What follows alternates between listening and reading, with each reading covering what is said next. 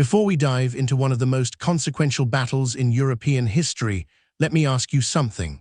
What happens when two civilizations, each convinced they're destined to dominate the world, collide on a battlefield where the outcome will determine whether Europe remains Christian or becomes Islamic? What happens when disciplined infantry refuses to break against cavalry charges that have conquered from India to Spain? When a brilliant tactician sacrifices mobility for endurance? When a single death can shatter the morale of an entire army? You're about to find out. And if you think you know this story because you've heard that Charles Martel saved Europe, I promise you don't know it like this. No crusader mythology, no clean civilizational narratives. Just the tactics, the geography, the decisions, and the brutal reality of what happened when 30,000 Frankish warriors stood their ground against the most powerful military force of the 8th century and refused to move. If this is the kind of history you're here for, hit that like button right now and drop a comment telling me what medieval battle I should cover next. That's all I'm asking. Now let's go back to October 732 AD, to somewhere between Tours and Poitiers in central France, where the future of Western Europe would be decided in 7 days of maneuvering and 1 day of slaughter. The Umayyad Caliphate in 732 was the largest empire on earth. It had exploded out of Arabia a century earlier, united by the new religion of Islam and led by military genius and religious fervor. Within 80 years, Muslim armies had conquered the Persian Empire, torn away the wealthiest provinces of the Byzantine Empire, taken North Africa, crossed into Spain, and destroyed the Visigothic kingdom. By 720, all of Iberia, except the northern mountains, was under Muslim control, renamed Al-Andalus. It was not just military conquest. Islamic civilization was at its cultural and scientific peak, preserving Greek philosophy, advancing mathematics and astronomy, building cities and universities, while Christian Europe struggled through the chaos of the post-Roman world. But alongside the culture and learning was an empire that expanded through jihad, holy war, where conquest was both religious duty and profitable enterprise. Raids into Francia, the Frankish kingdom north of the Pyrenees, had been ongoing for years, testing defenses, seizing plunder, probing for weakness. By 732, the Umayyad governor of Al-Andalus, Abdul Rahman al-Ghafiqi, decided it was time for something larger, a full-scale invasion. Abdul Rahman was an experienced general and administrator, appointed governor after his predecessor had been killed in a failed raid into Aquitaine years earlier. He understood that raiding alone would not secure Muslim control north of the Pyrenees. What was needed was conquest, the establishment of permanent Muslim presence in Francia, control of the wealthy churches and monasteries that dotted the Frankish landscape. The immediate target was the Basilica of Saint Martin of Tours, one of the richest religious sites in Western Europe, filled with gold, silver, relics, and treasures accumulated over centuries. It was also symbolically important, the burial place of Saint Martin, one of the most revered figures in Gallic Christianity. Taking and looting Tours would send a message that Christian Francia was as vulnerable as Christian Hispania had been. The army Abdul Rahman assembled was enormous by 8th century standards.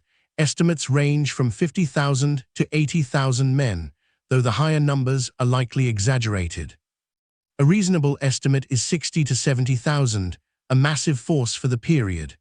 The core was Berber cavalry from North Africa, light horsemen armed with lances, swords, and composite bows, incredibly mobile, trained to charge, wheel away, and charge again. There were also Arab cavalry, heavier, more disciplined, elite units that formed the army's shock force.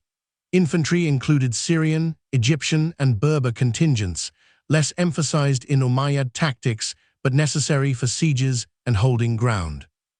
The army also included a massive baggage train, because Abdul Rahman intended this to be a campaign of conquest, not just a raid. Siege equipment, supplies, and space for the plunder they expected to seize. It was an army designed for mobile warfare, for sweeping across open country, overwhelming static defenses, and living off the land. The invasion began in the spring of 732. Abdul-Rahman crossed the Pyrenees, moving through Basque territory and into Aquitaine, the southern Frankish duchy ruled by Odo, also called Eudes, Duke of Aquitaine. Odo was semi-independent from the Frankish king, ruling Aquitaine more as his own kingdom than as a subject territory. He had clashed with Muslim raiders before and had even briefly allied with a Berber rebel against the Umayyads in a failed attempt to create a buffer state in the Pyrenees. That alliance had collapsed, and now Abdul-Rahman's invasion was partly retribution for Odo's interference. The Umayyad army moved north, capturing and sacking Bordeaux, one of the major cities of Aquitaine. Odo gathered his forces and met the Muslims in battle somewhere near the Garonne River. It was a disaster. The Aquitanian army was shattered, casualties were massive, and Odo barely escaped with his life. The road to the Loire Valley to Tours was open. Odo, desperate, did something he had resisted for years. He appealed for help to Charles, the mayor of the palace of the Frankish kingdom. Charles was not a king, not officially, but he was the effective ruler of Francia. The Merovingian kings, descendants of Clovis, who had founded the Frankish kingdom 2 centuries earlier, were figureheads, powerless. Real power rested with the mayor of the palace, a position Charles had seized through political maneuvering and military force. Charles was in his mid-40s in 732, a veteran of decades of internal warfare, brutal campaigns against rival Frankish nobles, Germanic tribes on the eastern frontier, and constant struggle to hold the fractured Frankish kingdom together. He was called Charles Martel, Charles the Hammer, a nickname earned through his relentless, crushing military campaigns. He was not a man of mercy or subtlety. He was a pragmatist who understood power. Charles saw the Umayyad invasion as both a threat and an opportunity. The threat was existential. If Abdul-Rahman conquered Aquitaine and moved north, the wealthy monasteries and bishoprics of northern Francia would be next. The Frankish kingdom could collapse, but the opportunity was equally significant. If Charles defeated the invaders, he would be the savior of Christian Europe. His political position would be unassailable, and Aquitaine, which had resisted his authority, would be forced into submission. Charles mobilized the Frankish army, a process that took weeks. The Frankish military system was based on free landholders who owed military service, and gathering them from across the kingdom required messengers, organization, and logistical preparation. But Charles also innovated. He relied heavily on his personal retainers, professional warriors who fought for pay and plunder rather than feudal obligation. This made his army more responsive, more disciplined, more willing to campaign in the autumn when traditional levies wanted to go home for harvest. The Frankish army that marched south numbered approximately 30,000 men, possibly slightly more. The vast majority were infantry. Frankish warriors fought on foot, equipped with spears, axes, swords, shields, and some armor, mail or leather depending on wealth. They were not organized in formal units like Roman legions, but in warbands based on kinship, region, or loyalty to a lord. What made them effective was discipline, the ability to hold formation under pressure, and sheer physical toughness. Frankish warriors were expected to stand in a shield wall and fight for hours if necessary, enduring cavalry charges, arrow volleys, and hand-to-hand combat without breaking. There was also a small Frankish cavalry contingent, maybe 2,000 to 3,000 mounted warriors, but they were not the main striking force. Frankish military doctrine was defensive infantry tactics: hold ground, absorb attacks, wait for the enemy to exhaust themselves, then counterattack. It was not glamorous, but it worked. Charles's strategy was to intercept the Umayyad army before it reached Tours. He force-marched his army south, covering ground at a punishing pace, and positioned himself somewhere between Tours and Poitiers, on the road Abdul-Rahman would have to take. The exact location of the battlefield is unknown. Sources are frustratingly vague, but it was likely in a forested area with open ground, terrain that would limit the mobility of Muslim cavalry and favor infantry defense. Charles chose the ground carefully, positioning his army on a hill or ridge with forests protecting the flanks, forcing Abdul Rahman to attack uphill across open ground. It was a textbook defensive position. Abdul Rahman arrived and found the Frankish army blocking his path. He had not expected serious resistance this far south, certainly not an army as large as the one Charles had brought. The sources, Christian and Muslim, suggest Abdul Rahman was confident, perhaps overconfident. His cavalry had never been stopped by infantry in a pitched battle. They had destroyed Gothic armies in Spain, Byzantine forces in the east, Aquitanian levies at Bordeaux. Why would Frankish infantry be different? But Abdul Rahman was also cautious. He did not attack immediately. For 7 days, the two armies faced each other, skirmishing, probing, testing. Light cavalry raids against the Frankish flanks, trying to draw them out of their defensive position. The Franks refused to move. Charles understood that his only advantage was terrain and formation. If he allowed his infantry to be drawn into open ground, the Muslim cavalry would destroy them. So they waited. The waiting was psychological warfare. The Franks stood in formation, day after day, watching the Muslim cavalry ride back and forth, watching the arrows fall, watching their flanks being tested. It required iron discipline. Men standing in armor, shields raised, not reacting, not breaking ranks. Some skirmishes turned into brief, vicious fights when Muslim cavalry charged too close and Frankish infantry counterattacked with axes and spears. But the line held. Abdul Rahman, meanwhile, faced a logistical problem. His massive army needed food and forage, and the longer they sat in place, the more supplies they consumed. His men were also getting restless, eager for the plunder of Tours, frustrated by the Frankish refusal to fight in the open. By the 7th day, Abdul Rahman made his decision. He would attack, break the Frankish infantry through sheer weight of numbers and the shock of cavalry charges, then continue north to Tours. On October 10, 732, the Battle of Tours began. The Umayyad cavalry formed up, thousands of horsemen, the finest light and medium cavalry in the world, arranged in waves. The plan was straightforward: charge the Frankish line, break it, shatter the formations, then ride down the fleeing infantry. The first wave charged uphill at the Frankish center. The Franks locked shields, planted their feet, braced their spears. The Muslim cavalry hit the shield wall like a wave against a cliff. Horses reared, crashed into the wall of shields and spears. Men were thrown from their saddles, speared, dragged down. The Franks held. The cavalry wheeled away, regrouped, charged again, and again, and again. The fighting went on for hours. Wave after wave of cavalry charges crashed into the Frankish line, and each time the line bent, men were killed, gaps opened, but the line did not break. The shield wall, the phalanx of spears, the sheer mass of men standing shoulder to shoulder, absorbed the shock. This was what Frankish infantry did. They stood. Muslim cavalry tactics, brilliant against lighter infantry or in open terrain, could not break a disciplined formation that refused to panic. The Franks fought with axes and spears, short stabbing swords, pulling riders from horses, killing mounts, turning the battlefield into a chaos of bodies and broken weapons. Abdul Rahman, seeing his cavalry charges failing, committed more forces, shifting units to try to find weak points in the Frankish flanks.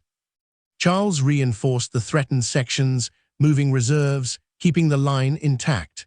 The battle became a test of endurance. Who would break first? The Frankish infantry, exhausted from holding formation under constant attack, or the Muslim cavalry, exhausted from repeated charges that achieved nothing. By late afternoon, both armies were battered. Casualties on both sides were significant, thousands dead and wounded.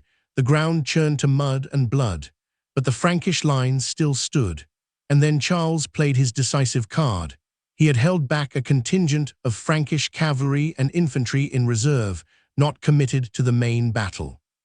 While the Muslim cavalry was focused on the Frankish center, Charles sent this force around the flank, through the forest, to attack the Umayyad camp, where the baggage train, plunder, and non-combatants were lightly guarded. It was a calculated risk. If the raid failed, those troops would be wasted. If it succeeded, it would create chaos. It succeeded. The Frankish raiding force hit the Muslim camp, killing guards, setting fires, threatening the baggage train. Word spread through the Muslim army that their camp was under attack. For an army that had come for plunder, the threat of losing what they had already seized was unbearable. Units began pulling back from the main battle to protect the camp. Abdul Rahman saw his army beginning to fracture, soldiers disengaging without orders, cavalry retreating to defend the baggage. He rode forward, trying to rally his forces, to restore order, to get his men back into the fight. And somewhere in the chaos, Abdul Rahman was killed. The sources are unclear on exactly how. Some say he was killed by a Frankish soldier during the raid on the camp. Others say he was killed on the main battlefield trying to rally his troops. What matters is that the commander of the Umayyad army, the man whose authority held the diverse coalition of Arabs, Berbers, and Syrians together, was dead. The news spread through the Muslim ranks like wildfire.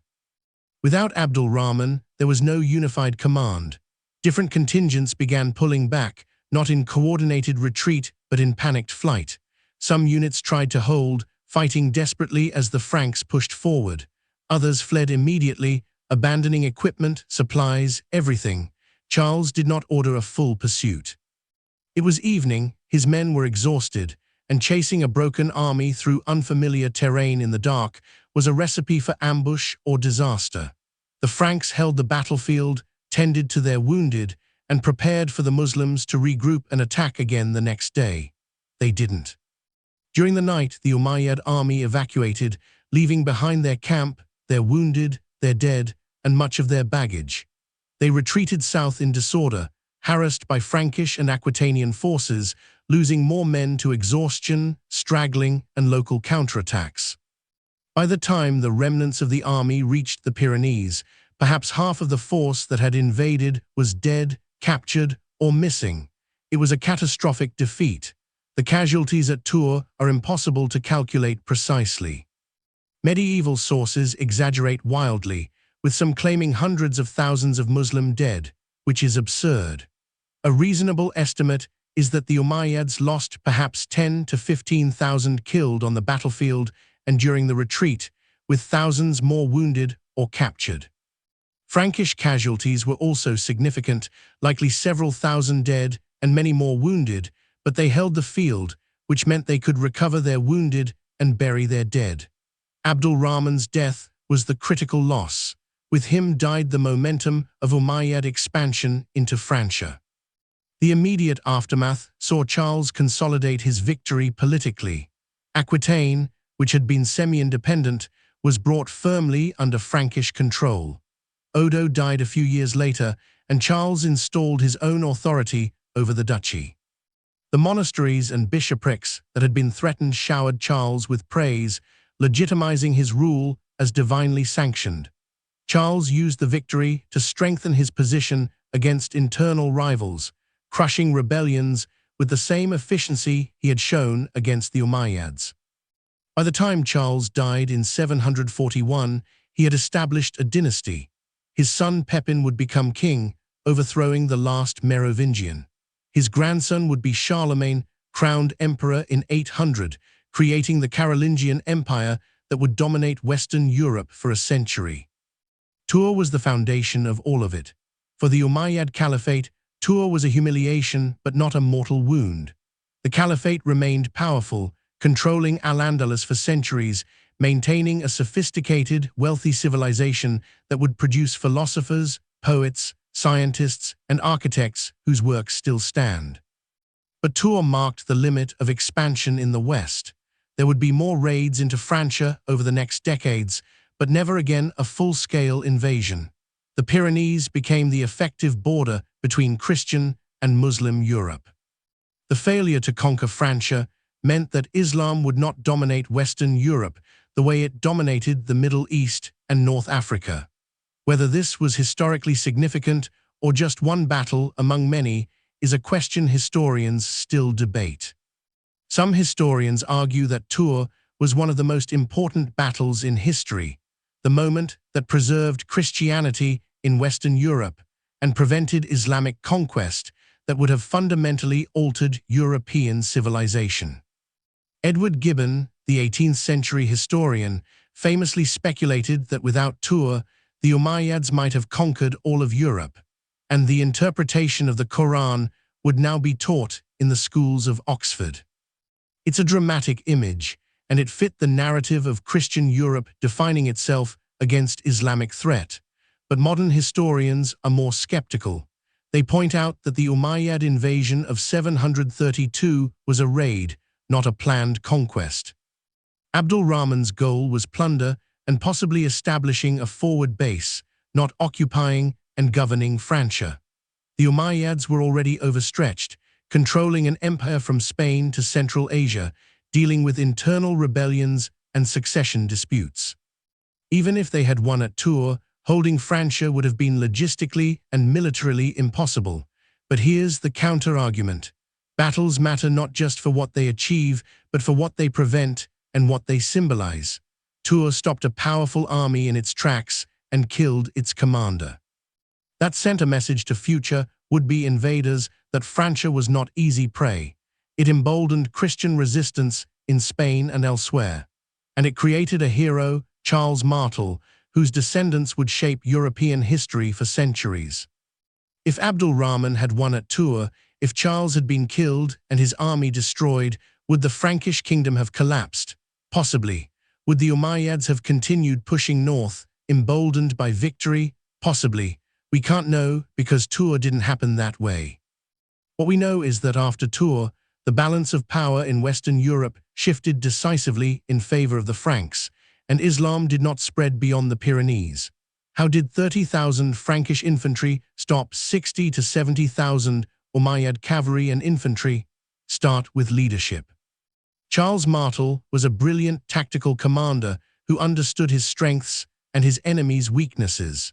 He knew Frankish infantry could hold ground, but could not maneuver against cavalry in open terrain. So he chose terrain that neutralized cavalry mobility, forced the Umayyads to attack uphill into a prepared position, and refused to be drawn out.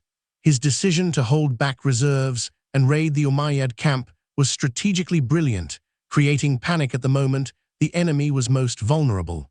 Then, discipline. Frankish warriors stood for hours under repeated cavalry charges, something that requires training, cohesion, and willingness to endure punishment. Many armies would have broken after the first few charges. The Franks did not.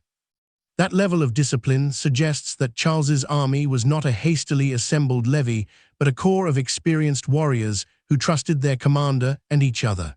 Tactics. The shield wall, the massed infantry formation, was the counter to cavalry. Horses will not charge into a solid wall of spears and shields unless forced, and even when forced, the momentum of the charge is absorbed by the mass of men. The Umayyad cavalry, designed for mobility and shock, found itself in a grinding attrition battle where their advantages were negated. They could not flank because of the terrain, they could not break through because of Frankish discipline, and they could not disengage without losing face and momentum, morale and motivation. The Franks were fighting for their homes, their churches, their civilization. The Umayyads were fighting for plunder and religious conquest, but they were far from home, in hostile territory, and when things went wrong, the coalition of Arabs and Berbers fractured. Abdul Rahman's death removed the unifying authority, and without it, the army disintegrated. Finally, logistics.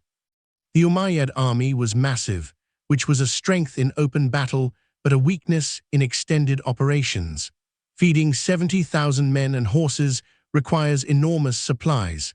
The longer Abdul Rahman waited outside the Frankish position, the more his supplies dwindled.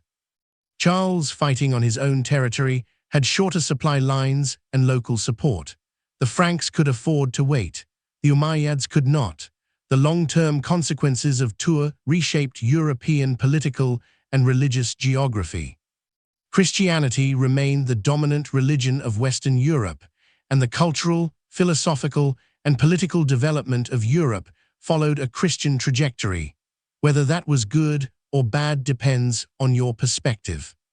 Christian Europe would produce universities, Gothic cathedrals, the Renaissance, the Reformation, the Enlightenment, but also the Inquisition, religious wars, colonialism, and genocide. Islamic civilization in Al-Andalus produced architectural wonders like the Alhambra, preserved classical learning, advanced science and medicine, but also practiced slavery, religious intolerance, and imperial conquest. Neither civilization was morally superior. Both were complex, contradictory, capable of brilliance and brutality. Tour meant that Western Europe would develop along Christian lines rather than Islamic ones. That's historically significant, even if we can't quantify exactly how significant. And here's the final irony. Charles Martel, the savior of Christian Europe, spent much of his career plundering churches and monasteries to fund his wars. He confiscated church lands, redistributed them to his warriors, and generally treated the church as a resource to be exploited. The clergy, grateful for his victory over the Muslims, conveniently overlooked his sacrilege. After his death, Charlemagne would reform the church, restore much of what Charles had taken, and be crowned emperor by the Pope. The Carolingian dynasty built its legitimacy on Tours, on the image of Charles as Christian defender, but the reality was messier. Charles was a pragmatist who used religion when convenient and ignored it when it was. That doesn't diminish his military genius or the significance of his victory. It just reminds us that history is complicated. But on October 10, 732, on a battlefield somewhere between Tours and Poitiers, none of the long-term consequences mattered. What mattered was that 30,000 Frankish warriors stood in a shield wall and refused to break. What mattered was that Abdul Rahman was killed and his army shattered. What mattered was that the Umayyad tide, which had swept across 3 continents, crashed against the Franks and stopped. One battle, one day, one decision to stand and fight rather than retreat, and the future of Western Europe was secured. That's the story of Tours. No crusader mythology, no simple good versus evil, just tactics, terrain, and the brutal reality that sometimes discipline and determination can overcome overwhelming numbers. If this is the kind of history you want more of, subscribe to this channel right now. Hit the bell icon so you never miss a video. Share this with anyone who thinks medieval history is boring or that battles don't matter. Drop a comment telling me what you thought, what I missed, what medieval battle you want me to cover next. This is History Without the Filter, and we're just getting started.